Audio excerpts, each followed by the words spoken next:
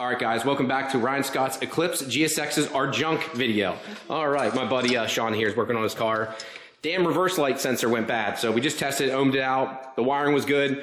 Went to go actuate the sensor itself, and the lights like flicker and then don't work. So like it's past the point of working right now, unfortunately. So he just ordered a new one, but I know I've shown this car a million times, but I absolutely love this car. We've literally checked everything, so we got the center console out. But if there's any Eclipse guys, can someone recommend a good shifter? Like, look at the slop in this thing.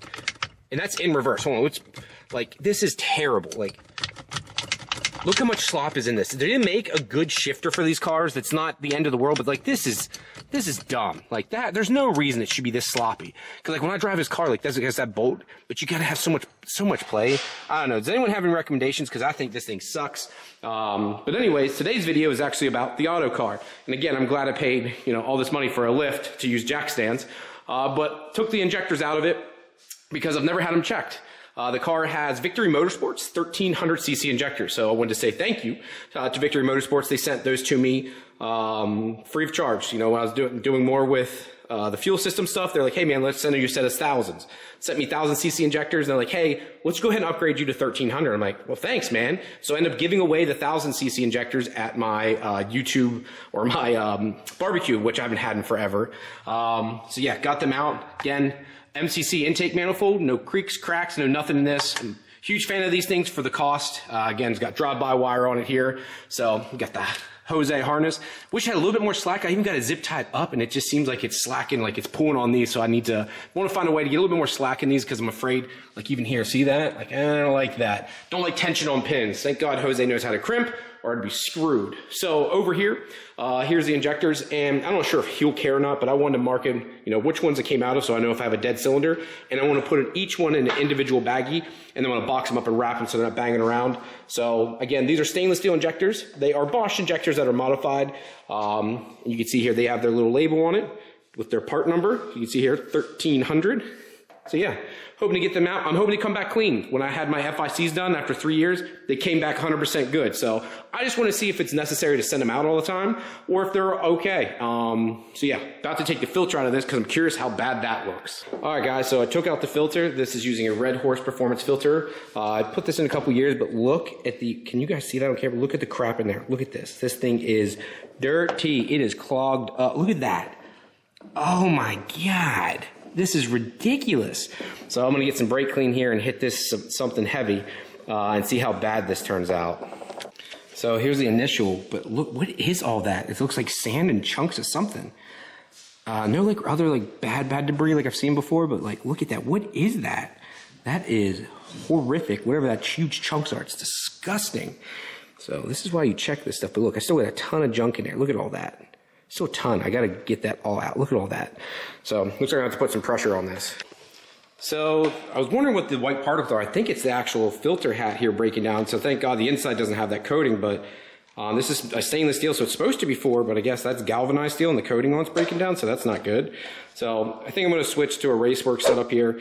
This is a RedHorse one, but I'm gonna switch over to a RaceWorks setup. I'll have them send me a filter and get this out, but I'll put this back in for now, and then we'll put a RaceWorks filter on when that time comes. But I mean, I tried cleaning this thing and I cannot get that gunk out. Like when I use my radium stuff, I can always blow it out, but whatever that is, it seems to be embedded in there. So I'd like to replace this filter in general because I can't get it out. Even though it's reusable, I mean, I can't get some of that big stuff out, and I don't want to take the chance of ruining everything.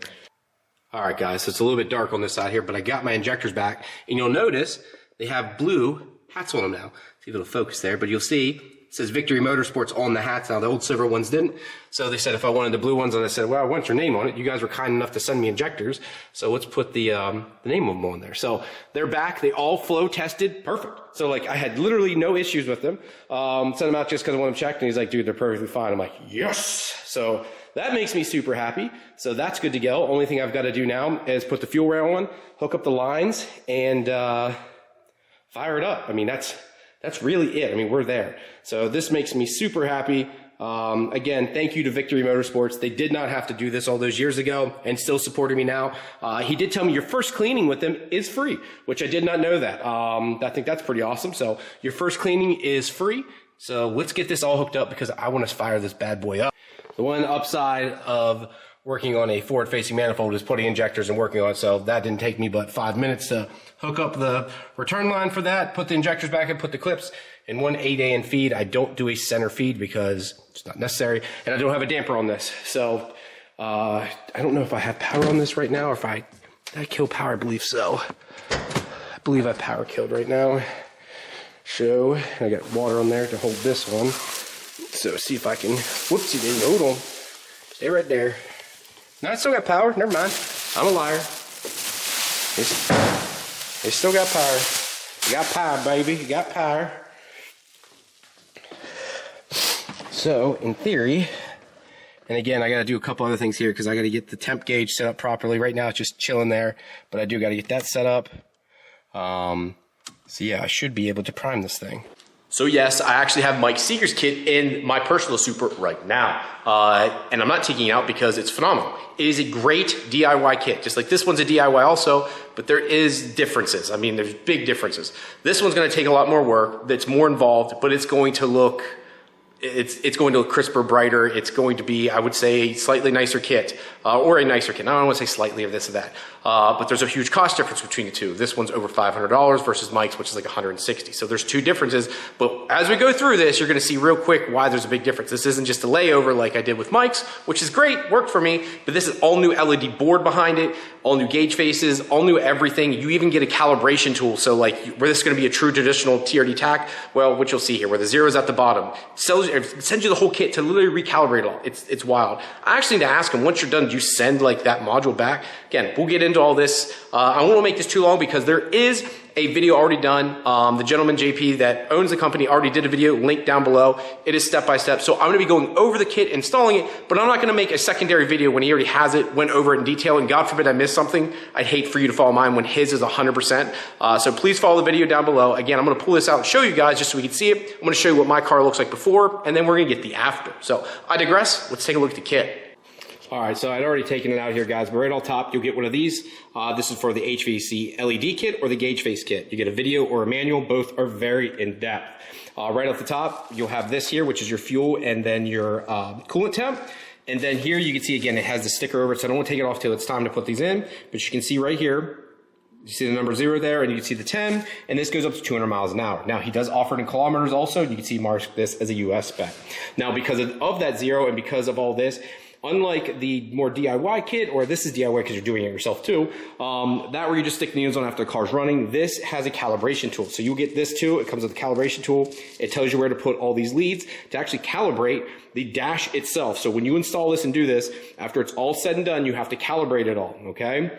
It then comes with a whole new LED board. I'm trying to be careful with this, but you can see all new LED board behind it. So you're not soldering that in. That is all done. He made a whole new board for you, which is wild to me.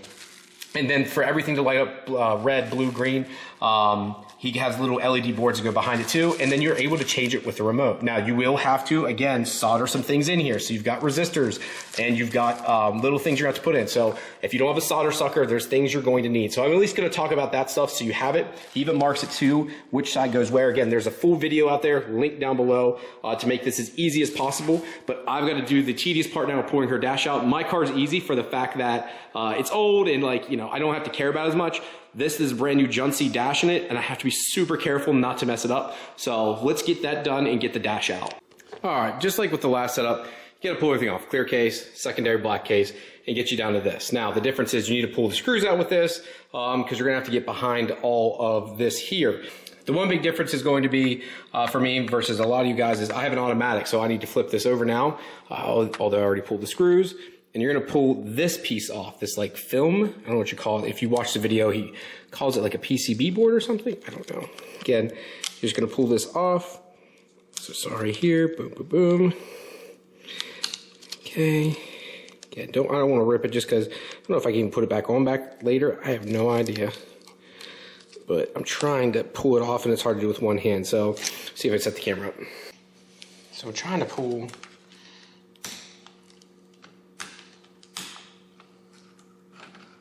Okay, now, as soon as you do that, it's like ready to come off. Like it's, yeah, like it's gonna come through. So see how loose that is? So you're gonna like fold it up almost. So if I take this here, just don't want it to damage it. I don't know if it's going to be any good or not, but there's another clear piece you can see here. I keep smacking against my hands. I just want to be, I know in his video he even says to do this too. I'm just like, oh my God. But this is the only way to do it. So you gotta like pull it through. Ta-da. And then it comes through. See? Then you pull that off. Ta-da! The difference is we're gonna take this screw and this screw out because we're not gonna use this anymore. So this whole board, all this stuff, we're not gonna use any of this anymore. Hopefully you guys can see all this. But we're not gonna use any of this anymore because it's not utilized. And then I'm gonna show you something else that's gonna be like, oh my God, Ryan, I can't believe you did that. So just hold on. So yeah, I'm gonna take the screws out here. Oh, that's an ear-piercing noise. That's pretty awesome. That one here, and this one right here. As Cartman would say, here and right here. God, I miss South Park and its good days. Now, we don't need this no more. We don't need this. I'm gonna go over here. I'm gonna save it though, because I don't want to lose it, but yeah, we don't need that no more. Now, one thing we are gonna do is this like little piece here, we're gonna cut that off. If you look in the video, you literally snip it off. So I'm gonna show it in the video and just watch me freak out like, oh my God. So this is the part I'm not looking forward to. So this panel here, this whole top piece needs to go bye-bye, okay? God, I'm not looking forward to this at all. So I'm literally, and again, I think it's gonna fly, so let's see. Yep, in his video it shows it just snapping right off too, so you don't need that piece, and then you can clean up the rest here, so see if I can, as it goes flying, we're closing my eyes. Good Lord. Okay, well, I'm gonna find those pieces one day, but right now they are gone. So yeah, need to clean those up, get that off, and it should look something like this then. So, got that off, move that out of the way. So after you do that, the next thing we gotta do is take this board out. This is for the RPM, because I guess it's for certain models that you have to do this on. We only have to do it once, it's not certain models. Every model needs this done, but some of the GADM models need some other items done, I think on the Speedo, but because it's a USDM, I don't have to do it, and there's only one, which he includes it in there, and it is not polar directional, so you can put it in either way, and it tells you right there, it says it's for RPM, just to let you know. And I'm gonna show you which one you need to remove, but to take it out, you need to flip it over, if it lets me here, being a butthead. But we need to take here, and here right out, and that drops it out. Okay, like I said, this is gonna be a step-by-step process, but I just did the crappy part where you have to replace this little blue, which I was putting at that little blue resistor there. I just soldered it in, not fun to do. Hate soldering with a passion, it's not the prettiest. So, it does work. Well, I hope it works. We'll find out once I get it back in. So yeah, that was the only one I have to change. Some of you guys, with some of the JDM clusters have to do two. I fortunately only have to do one. So that is done, and now we can move on to the next steps and get this thing in, because I'm just excited to see how this looks all lit up. So now that we've got our board snapped in, it just snaps in. You want to run this wire behind, and again, now you can see the one socket. So you're only going to use one of these sockets when all said and done. Again, if you watch his original video, it tells you all this stuff. So this is nothing new to you. But you're only going to use one of the sockets. You're going to remove all the bulbs except that one. Again, if you put this in, it's like any other LED. If it doesn't go in the socket right, when you go to put this in, take out the back socket here. So take this out, flip it around, and put it back in, and then the light should come up. So that's how you know it's a 50-50 shot if it works, okay? But now what we need to do is to light up the needles and make this perfect. We're going to put this red color in, so you can pick between red, or these ones are blue. Even though this is green, it says blue, and this is red and says blue. He's telling me these red ones should be right. Now I can try and test this too before I put it all back in, using a 12-volt system to power everything up, which I'm going to need when I use his little controller here, which again still kind of amazes me. So I got to put these in. You got to wrap them around to try and keep them away from LED. So the certain ones go in certain spots. So I believe this one goes here. The big guys go here and here, and then the little guys go over here. Now you're going to want to use something tiny to kind of situate it as you're putting the plates on, because they're not going to want to stay. The wire's going to push up on them. They don't like snap in place until you put the cover on.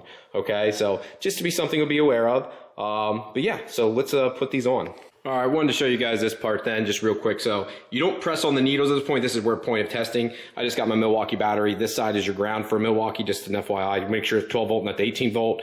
And I put a fuse in it because it fits in there perfect. You don't need a fuse for this, but the fuse fits in there and gives you air to clamp instead of trying to shove wire down in. This just works really well. So judge me if you want, but it does work well. But got the ground on. You'll notice here when I put the power on, this is where we need to get the gauges set up. So I'll try and clip it on at the same time, or actually I can just touch it here, but we watch. Whoopsie. So there we go. So what I'm gonna do is actually clamp to it here. So you can see the board light up. See it there? Okay. And now we need to position the needles accordingly to where they should be. So this needs to be at 2,000 RPM. This needs to be at 150 kilometers, which is going to be a little bit harder for me since I don't have a big 150 kilometer spot. And then these are a little bit different. Again, please watch his video. He goes over in great detail, but I just wanted to show you this. Like, it's very cool that it has all this. I'm pretty darn impressed how cool this is. All right, so I was able to adjust the gauge. So it was my fault. What you guys need to do, I'm going to turn the lights on here so you can see a little better. Again, in the instructions, there's a little needle here, and on the back side of the needle, like to glue the needle on, there's like a little area that sticks off, and you have to like cut down the clear piece. I didn't cut it down, the acrylic, I should say. I didn't cut it down enough, so the needle was kind of sticking up and forcing itself up against the needle, against the actual tack needle. And then pressing them on, I was pressing them on too far, because you got to remember, and I didn't think about this either, because you're putting that little piece behind it that lights up the ring or the needle red, that's adding some size to it. So when you push the face of this down, now it's like literally rubbing. So when you put it on, you just kind of put it on, you hear the first click, and then don't do any more. There's no need to do any more than that. So once you do that, that's it. You're done. So you just do that, and then... And again, it doesn't do the full sweep because the Haltech Nexus doesn't recognize the fact that it should be going to 10,000 right now. But that's it. Again, we'll do one more sweep because it looks cool. But yeah, that's it, guys. I'm very impressed with this. And again, the remote part is really cool. Like this, where's that? The fact you have this remote, I think this is cool. So like, that's the lowest. So let's do it here.